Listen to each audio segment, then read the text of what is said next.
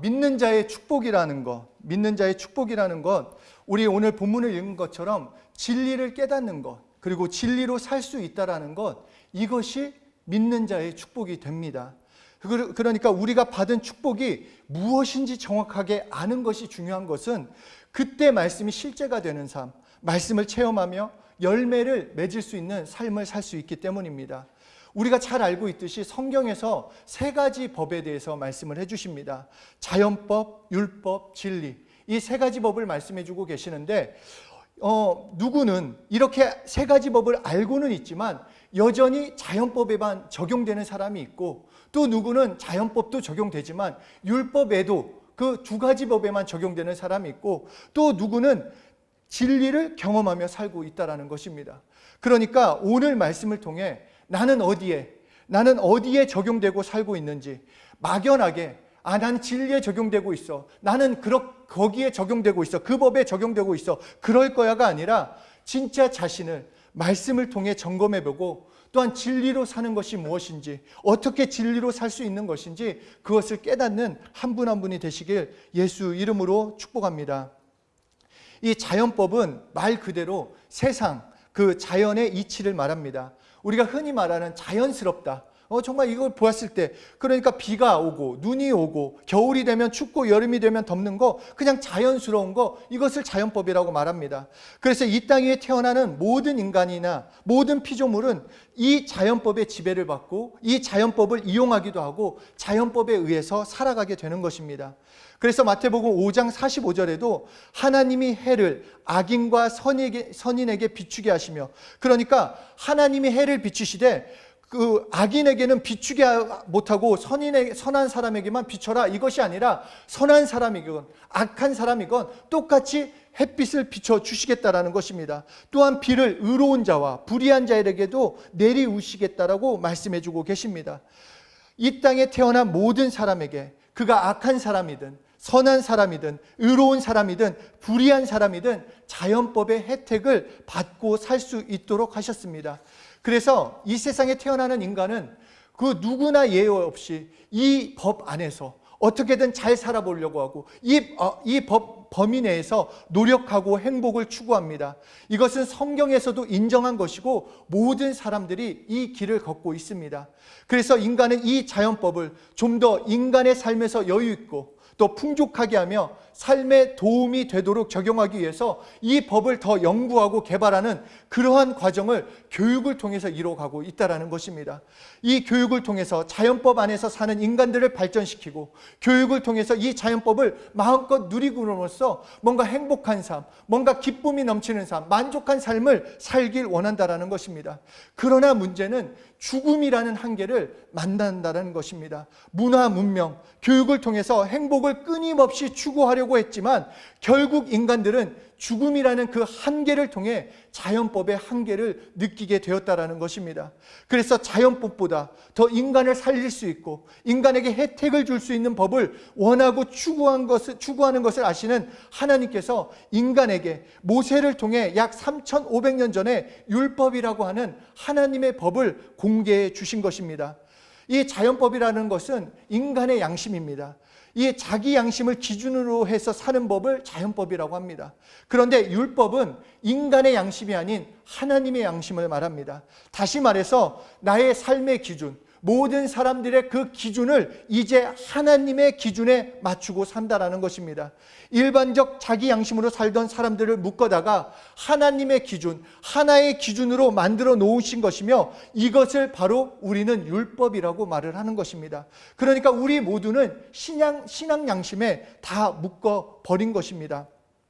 그렇기 때문에 하나님의 양심을 기준으로 해서 사는 사람들은 죄가 더 정확하게, 적나라하게 드러나게 된다는 것입니다. 그래서 로마서 3장 20절에 율법으로는 인간인 죄를 깨닫는다라고 말씀해주고 계십니다. 그러니까 하나님의 양심에다가 사람을 비추어 보니까 자기의 양심으로는 죄가 아니었던 것들이 바로 그 법에, 그 양심에 걸려들기 시작한다라는 것입니다.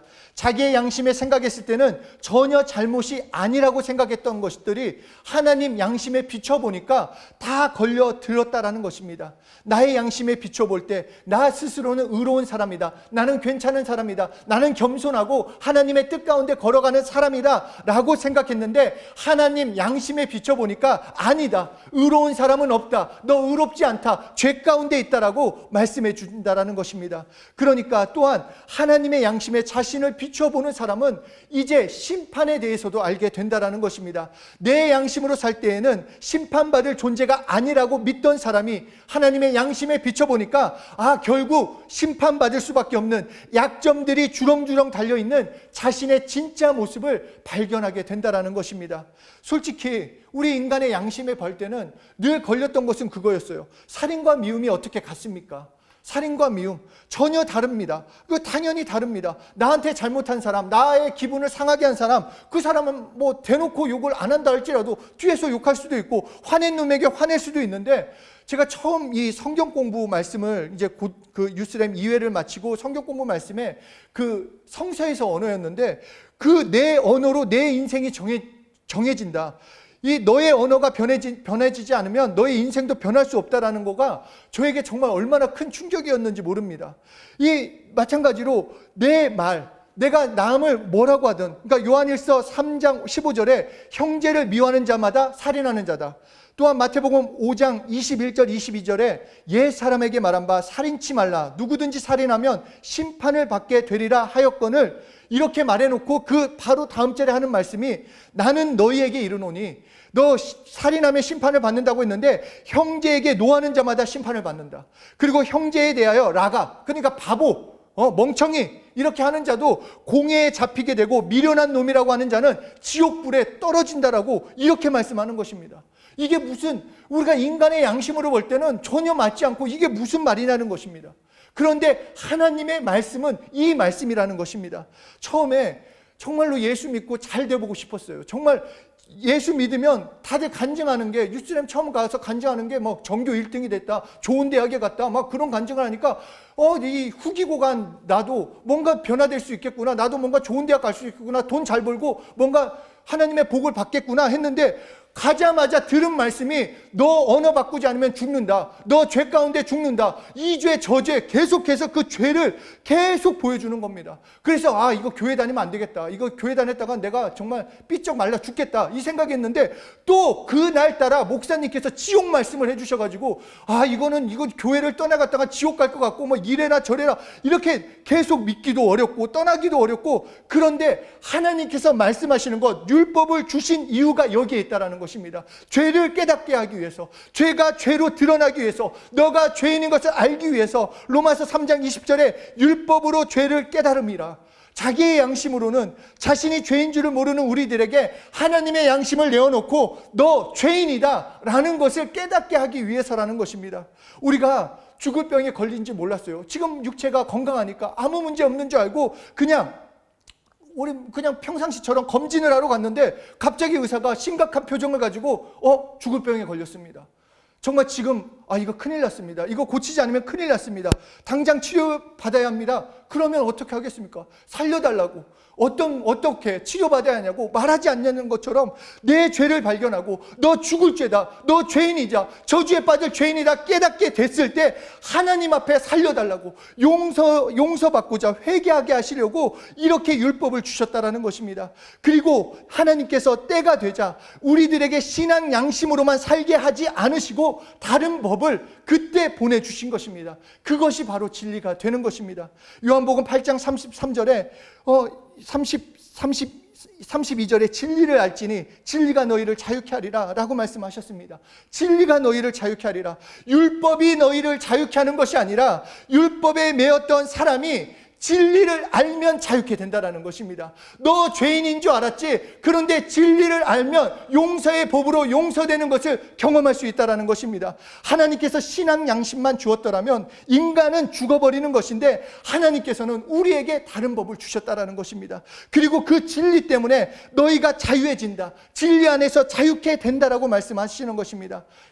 이 진리라는 것, 인간에게 주신 것, 이 인간에게 주신 것이 아니라 원래 하나님만이 가지고 계셨던 법입니다. 하나님만이 하실 수 있는 법이요, 그렇기 때문에 하나님만이 하시기 때문에 무엇이든지 가능한 법이 진리가 되는 것입니다. 로마서 8장 3절에 육신이 연약해서 사람이 할 수 없는 것을 하나님이 하시는 법이 바로 진리라고 말씀하시고, 요한복음 1장 17절에는 율법은 모세로 말미암아 주신 것이요 은혜와 진리는 예수 그리스도로 말미암아 온 것이다. 그러니까 진리는 예수 그리스도 때문에 주신 것이요, 더 나아가 요한복음 14장 6절에 내가 진리요, 예수님만이 진리라고 우리에게 말씀해 주고 계십니다. 율법과 자연법, 정말 합리적인 법입니다. 그래서 우리가 이해하고 우리가 그냥 듣기에 전혀 부담이 되지 않지만, 진리라는 것, 내 입장에서, 인간 입장에서는 합리적이지 않고 비합리적이기 때문에 믿기가 어렵고, 이게 정말 과연 그럴까라는 생각이 든다라는 것입니다. 마태복음 1장 8절에 예수 그리스도의 나심은 이러하니라. 그 모친 마리아가 요셉과 정혼하고 동거하기 전에 성령으로 잉태된 것이 나타났더니, 그러니까 예수 그리스도의 탄생부터 진리라는 거예요. 진짜 법으로 오셨다. 예수님이 이 땅에 오실 때 진짜 법으로 오셨다. 자연법만 알고 있는, 그냥 자연법에 속해 있는 사람들은 야, 말도 안 되는, 무슨 성령으로 잉태되고 그냥 동정녀, 어떻게 처녀가 아기를 낳을 수 있어? 라고 말을 합니다. 우리가 본 적이 없기 때문에, 우리가 들어본 적이 없기 때문에, 경험한 적이 없기 때문에 믿을 수 없다라고 비웃을지 모르지만, 하나님께서는 우리가 자연법이 자연스러운 것처럼 하나님께서는 진리가 그것보다 더 자연스럽다라는 것입니다. 하나님께서는 성령으로 잉태된 자가 예수다. 진리로 처녀가 아기를 낳았다라고 말씀하시는 것입니다. 또한 요한복음 1장 14절에 말씀이 육신이 되어, 이것도 정말 말이 됩니까? 우리의 상식으로, 우리의 이론으로 어떻게 말씀이 육신이 됩니까? 그런데 하나님께서 말씀하시는 것, 말씀이 육신이 되어 이 땅 가운데 오셨다. 어떻게? 진리로 오셨다라는 것입니다. 그리고 하나님의 아들이 십자가에 달려 죽었습니다. 그리고 그 피가 이 세상 모든 사람들의 죄와 상처를 용서하고 치료하신다고 하면 왜 하나님의 아들이 죽냐? 그리고 그 피가 2000년 전 흘린 그 피가, 내가 보지도 못한 그 피가 어떻게 내 죄를 용서하냐? 바로 진리로 용서해 주신다라는 것입니다. 그렇기 때문에 하나님의 아들이기 때문에 부활했다고 말하는 것, 또한 다시 하나님께로 갔다고 말씀하시는 것, 그리고 그분은 언젠가 분명히 다시 오신다라고 말씀하시는 것, 우리가 볼 때 전혀 합리적이지 않지만 이것이 바로 진리라고 하는 것이요, 이 진리를 알면 진짜 자유를 경험할 수 있다라고 말씀해주고 계시는 것입니다. 자연법은 인간이 죽으면 전부 그것이 끝이라고 말합니다. 그러나 더 나아가 율법은 죽으면 끝나는 것이 아니라 죽음 다음에 심판이 있고 저주가 있다라고 말씀합니다. 그런데 진리는 무슨 말씀하는가? 죽은 다음에 인간은 영생한다. 하나님과 함께한다. 예수 믿는 사람은 죽음으로 끝나는 것이 아니라 영원히 산다라고 우리에게 말씀해 주는 것입니다. 그러므로 우리는 진리를 깨달아야 하는 것이고 진리로 살아야 한다라는 것입니다. 안진뱅이가 성전 미문에 앉아서 구걸한다라는 것 당연합니다. 우리의 어떤 누구도 안진뱅이가 구걸을 했대 어떤 사람도 거부감을 갖지 않습니다. 안진뱅이가 성전 앞에서 돈을 얻는 것 자연스러운 겁니다. 일할 수 없기 때문에. 그러나 밥은 먹어야겠고 돈은 얻어야겠고 가족들은 있으니까 그렇게 해야 하는 거 너무나 당연한데, 베드로와 요한이 예수 이름으로 일어나 걸어라 하자 안진뱅이가 정상이 되어 일어나 걷기도 하고 뛰기도 했다니까 아멘. 하지만 진짜 내 속마음에는 정말 될까? 이 시대에도 될까? 그런 그때만의 이야기가 아니라라고 생각한다면 나는 진리에 관심이 없는 자라는 것입니다.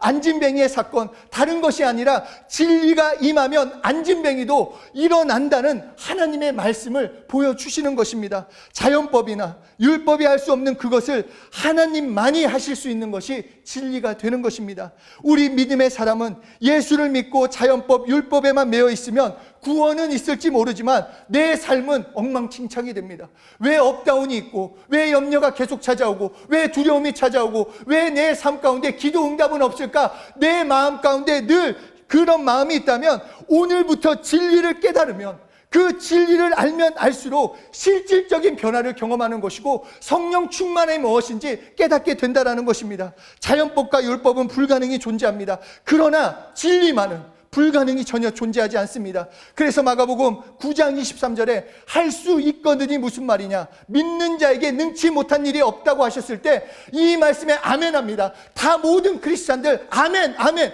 정말로 능치 못함이 없습니다. 그러면 너도 능치 못함이 없냐 할 때는 갸우뚱한다라는 것입니다. 잘 될 걸 믿습니다. 성공할 걸 믿습니다. 복 받을 것을 믿습니다. 그냥 아멘 하면서 믿는 그것이 아니라 진리를 아는 자에게, 진리를 소유한 자만이 모든 일을 할 수 있다라는 것입니다.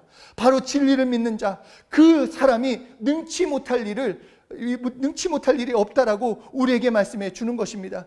그러므로 첫째, 진리는 죄에서 용서받고 살리는 법이 됩니다.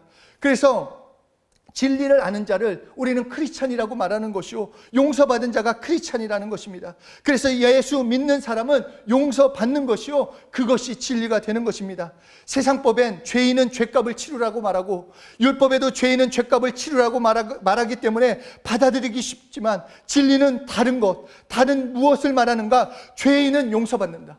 죄인은 용서받는다. 당연히 죽어 마땅한 자를 용서하신다라는 것입니다. 죄인은 죄값을 치러야 된다고 생각하는 자연법과 율법을 깨뜨리시고, 바로 죄인은 용서받는다는 말씀을 하시면서 이것이 진리라고 우리에게 가르쳐주고 계시는 것입니다. 우리가 예수 그리스도 안에서 진리에 적용되면 그때부터 하나님은 우리의 죄를 용서하시고 우리의 죄를 기억지 않으신다라고 하셨습니다. 용서받지 않는 사람은 아무리 재물을 가지고 있어도 소용이 없습니다. 용서받지 않는 사람은 명예가 있어도 소용이 없고, 사람들의 칭찬을 드려도 소용이 없고, 용서받지 않는 사람은 아무리 착한 삶을 살아도 아무런 소용이 없다라는 것입니다. 매일매일 우리의 죄를 하나님이 용서해 버리시는 그 진리, 거기에 적용돼서 살아가는 그 삶이 믿음의 삶이라고 우리에게 말씀해 주십니다. 인간은 육체를 가지고 있고 감정도 가지고 있기 때문에 우리 순간순간 나 자신을 지배하지 못하고 내가 원치 않는 행동들을 할 때가 있습니다. 그때마다 하나님이 일일이 기억하시고 그 죄값을 물으신다라면 살아남을 자가 어디 있겠냐라는 것입니다. 그런데 하나님은 예수 그리스도를 통해서 너 용서받는다, 너 회개하면 용서받는다, 바로 진리에 적용되는 것, 용서받는 삶을 살 수 있다라는 것입니다. 그 다음에 진리라는 것, 두 번째는 초자연법이라는 것입니다. 진리는 다른 법인데 자연법과 다른 법, 우리는 인간은 자연법에 매여 있기 때문에 문화를 좋아합니다. 그리고 과학을 발달시킵니다. 그리고 인간은 문화와 과학에 매달려서, 학문에 매달려서 자신의 삶을, 그 가운데 윤택한 삶, 행복한 삶을 추구하려고 합니다. 그러나 문화와 과학은 자연법을 초월하지 못합니다. 그러나 초자연법이라는 것은 바로 그 자연을 넘어선다라는 것입니다. 그래서 초자연법인 진리에 적용되기 시작하면 인간은 자연법을 넘어서는, 운명을 넘어서고 초월하는 그 엄청난 축복을 받게 되어 있습니다. 세상의 말들, 세상의 가르침들, 우리 사랑하는 우리 다음 세대들, 우리가 많은 것을 듣고 많은 것을 경험하기 때문에 그것을 가지고 자신의 한계를 갖습니다. 그리고 그것을 올바로 보는 것이 아니라 그 잘못된 가르침 등으로 자신의 인생을 왜곡해서 봅니다. 나는 가난하기 때문에, 나는 외모가 별 볼 일 없기 때문에, 공부도 못하기 때문에, 가진 것이 없고 능력이 없기 때문에 어차피 내 인생을 별 볼 일 없어, 그렇게 여기는 사람들이 있다는 것입니다. 이 세상에 태어난 인간들, 자기 운명에 지배받다가, 자기 팔자에 지배받다가, 세상법에 지배받다가 어느 날 세상을 떠나면 그 다음에 하나님의 형벌과 저주하시는 엄청난 저주의 길을 갈 수밖에 없는 존재의 하나님은 인간에게 초자연법인 이 진리를 주셔서 운명을 초월하게 하셨다는 것입니다. 그러므로 오늘 내가 정말로 진리를 알 수 있다면, 진리를 사랑한다면 하나님의 말씀으로 나는 변화되게 되는 것입니다. 하나님은 모든 일을 가능케 하십니다. 진리를 깨달을 수 있다면. 그렇기 때문에 진리의 말씀이 나에게 임하면 홍해가 갈라집니다. 내 삶이, 어려운 삶이 있을지라도 그 진리의 말씀이 임하면 홍해가 갈라지고 물이 피로 변하기도 하고 안진뱅이가 일어나기도 하고 죽은 자가 살아나기도 하는 것입니다. 진리의 말씀이 임하기만 한다면 병든 자가 치료받고, 진리의 말씀이 임하기만 한다면 인간이 하늘나라 가는 그 축복, 영생을 누리는 축복을 경험하는 것입니다. 그러므로 믿음이라는 것은 무엇인가? 바로 어느 만큼 내가 진리를 받아들이냐라 하는 것입니다. 우리의 삶에서 진리의 내용, 하나님이 분명하게 말씀하신 그 진리의 내용을 내가 얼만큼 알고 있느냐, 진리의 내용이 어느 만큼 내 삶에 적용되고 있느냐, 진리를 우리가 어느 만큼 경험하느냐에 따라서 우리의 확신과 기쁨과 감사와 능력의 차이가 나는 것인 것입니다. 우리가 진리를 알면 알수록 우리의 삶은 진리를 더 많이 경험하게 됩니다. 로마서 8장 3절에 육신이 연약해서 사람이 할 수 없는 그것을 하나님이 하시는 법, 그것이 진리라고 말씀하셨습니다. 그래서 정말로 우리가 이 하나님의 법, 진리를 경험한다면, 우리는 진리를 적용하려면 정말로 무엇보다도 예수 그리스도를 알아야 합니다. 왜냐하면 요한복음 1장 14절에 말씀하신 것처럼, 요한복음 14장 6절에 또한 말씀하신 것처럼 내가 진리라고 말씀하시고 예수님만이 진리라고 말씀하시며 예수 그리스도 안에 은혜와 진리가 충만하다고 말씀하신 것처럼 예수 그리스도를 알아야 나는 진리를 경험하고 진리로 살 수 있다는 것입니다. 하나님께 간구해야 하는 것 다른 것이 아니라 예수를 알려주십시오. 나는 더 예수를 알기 원합니다. 예수를 경험하기 원합니다. 예수를 사랑하기 원합니다. 예수가 진리 그 자체이시기 때문에 예수를 알면 나는 내 삶에서 진리를 체험할 수 있는 것입니다. 성경은 예수 그리스도는 하나님의 영광의 광채라고 말씀하셨습니다. 하나님의 본체의 형상이라고 말씀하셨고, 하나님의 비밀이라고 말씀하셨고, 하나님의 능력, 하나님의 지혜라고 말씀하셨습니다. 그렇기 때문에 내 삶에서 내가 따로 지혜나 능력을 구할 것이 아니라 바로 예수만 구하면 되는 것입니다. 진리 그 자체이신 예수님을 구하면 하나님의 지혜와 능력, 하나님의 그 충만한 모든 것을 또한 나도 경험할 수 있고 진리로 살 수 있다는 것입니다. 예수가 내 안에 있고, 예수가 내 삶에 있고, 예수가 나와 더불어 살고, 예수가 나와 삶에서 경험하고 내가 예수를 증거하면 그것이 내가 진리의 삶을 사는 것입니다. 바로 진리에 적용된다라는 것, 예수를 알아야 하는 것입니다. 예수를 통한 어떤 것, 어떤 능력, 예수 빼고 다른 것을 구하지만 예수를 구하고 또 예수를 구해야 합니다. 예수가 바로 예수님이 진리이시기 때문입니다. 요한복음 15장 1절에 하나님 아버지는 농부요, 예수는 포도나무요, 우리는 그의 가지라라고 말씀하셨습니다. 다시 말해서 예수가 내 안에 와서 나와 더불어 사는 생활, 이 생활이 시작되면 나는 진리의 생활을 시작할 수 있다는 것입니다. 우리는 지금도 믿는다라고 하면서 자연법에 살던 것처럼 내 양심대로 사는 사람들이 있습니다. 내 양심에 거리낌이 없으면 믿음 생활 잘한다고 생각합니다. 한 단계 조금 더 나아가 신앙 양심에 맞추어 살려고 노력합니다. 그러나 진리 안에 살고 있으면 매일매일 용서받고 매일매일 감사하고 내일을 염려할 필요가 없고, 그분에게 나를 맡기고 내 학업을 맡기고 내 가정을 맡기고 내 사랑하는 사람을 맡기고 나에게 주어진 일을 맡기는 생활, 이것이 진리에 적용되는 생활이며, 그러한 사람들에게 정말 병든 자가 일어나는 것, 병에서 자유케 되고 정말 가난한 자는 부유케 하시고 우리의 삶에서 그분의 역사가 그대로 나타나게 되는 것입니다. 우리는 언제나 진리를 인정해야 합니다. 성경을 보면서도 진리를 인정하는 것입니다. 용서받고 있음을 인정하고 우리를 구원하심을 인정하는 것입니다. 그리고 그분이 우리를 사랑하고 있음을 인정하는 것이고, 그분을 우리 삶을 통해 이적을 베푸실 것을 인정하는 것입니다. 진리를 인정하고 진리에 관심을 갖고 진리에 적용되기를 바라고 그렇게 원하고 기도할 때 진리가 우리의 삶을 변화시키는 것이요, 우리의 생활이 바뀌어져 가는 것입니다. 우리가 진리에 적용된다면 어딜 가더라도 두려움이 없는 것입니다. 진리이신 예수 그리스도를 믿고 진리이신 예수 그리스도를 전함으로 죄인이 용서받고 우리 인간이 영생하고 하나님 나라에 가고 병든 자가 치료받으며 이웃을 사랑할 능력을 받게 되기 때문입니다. 돈과 명예가 나를 건드리지 못하고 오히려 하나님이 내가 필요할 때 그 명예는 하나님께서 주실 것입니다. 하나님이 필요하면 나에게 그 지혜를 주실 것이요, 하나님이 필요하시면 나에게 물질을 주실 것이요, 하나님이 주고 싶으실 때 마음껏 주시는 그분께 나를 맡기고 나는 오늘 하루하루 용서받는 기쁨과 감사를 가지고 이 복음을 전하려는 마음, 이것을 가지고 산다면 우리는 진정으로 승리자가 되는 것입니다.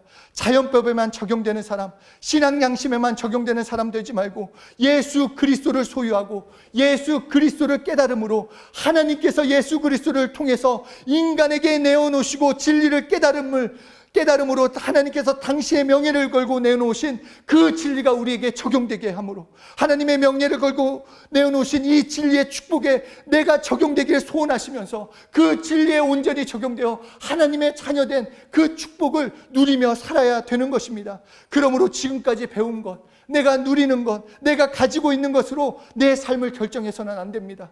오직 진리가 우리들의 결론이 됩니다. 그것이 진짜이기 때문입니다. 진리를 알 때 전혀 다른 인생이 됩니다. 예수님은 우리에게 이 진짜 법을 주기 위해서 십자가에 피 흘려 죽으셨습니다. 그리고 우리는, 예수 믿는 우리는 지금 이 법을 모두 받아 가졌습니다. 우리에게, 예수 믿는 우리에게 이 진리는 주어졌습니다. 그러므로 우리가 이 진리를 시인하면 되는 것이요, 이 진리를 믿기만 하면, 이 하나님의 말씀을 믿기만 하면, 예수를 더 알고 살아가기만 하면 이 진리가 내 삶에서 실제가 되는 것입니다. 이 진리가 나에게 주어졌음을 한 분 한 분이 꼭 믿으시길 소원합니다. 정말로 이때부터 나는 다른 삶이 되는 것입니다. 삶에 바꾸고 싶고 얻고 싶고, 특히 행복, 소망, 나의 어떤 방법으로도 되지 않았던 모든 것들이 이 진리를 통해 변화되는 것입니다. 하나님의 능력은 실제입니다. 하나님의 말씀은 실제이기 때문에 오늘 이 땅 가운데 하나님의 말씀이 능력으로 나타나는 것이요,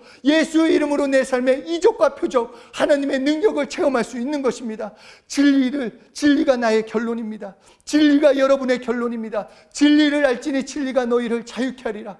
예수를 알지니 예수가 너희를 자유케 하리라. 진리이신 예수 그리스도를 소유한 기쁨이 정말로 영혼 육에 가득 차길 소원합니다.